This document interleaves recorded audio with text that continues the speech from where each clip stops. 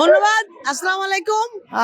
একদম শেষের দিকে 4 দিন আছে আমাদের আর, তো ইনশাল্লাহ শেষ দিকের প্রচারণা চালাচ্ছি আমরা। আজকে দারুস সালামে আছি, আর প্রত্যেক এলাকায় প্রত্যেক গলিতে জনসাধারণের সর্বসাধারণের অভূতপূর্ব সাড়া পাচ্ছি, ভালোবাসা দেখতে পাচ্ছি ধানের শীষের জন্য। আর ইনশাল্লাহ 12 তারিখে এর প্রতিফলনই আমরা দেখতে পাবো। ইনশাল্লাহ 12 তারিখে জনগণকে সাথে নিয়ে ধানের শীষকে আমরা সবাই মিলে বিজয়ী করে নিয়ে আসবো। হ্যাঁ, আমরা চাই না, আমরা চাই আসলে 15 বছর মানুষ ভোটাধিকার প্রয়োগ করতে পারেনি।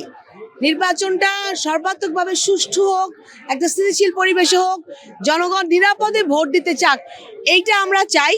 এবং কেউ উদ্দেশ্যমূলকভাবে কোনো প্রতিকূল অবস্থার সৃষ্টি না করুক, কারণ এই ভোটাধিকার অর্জন করা, ভোটের নির্বাচনের জায়গায় আসার জন্য বাংলাদেশকে অনেক রক্ত খোয়াতে হয়েছে, অনেক হত্যাযজ্ঞের মধ্যে দিয়ে আসতে হয়েছে। আজকে এখানে দাঁড়িয়ে আমরা যে গণতান্ত্রিক রাষ্ট্র ব্যবস্থার কথা চিন্তা করছি, সেই জায়গা থেকে আমরা আসলে চাই না কেউ উদ্দেশ্যমূলকভাবে এই প্রতিকূলতা অবস্থার সৃষ্টি করুক, যে কোনো উদ্দেশ্যে হোক না কেন।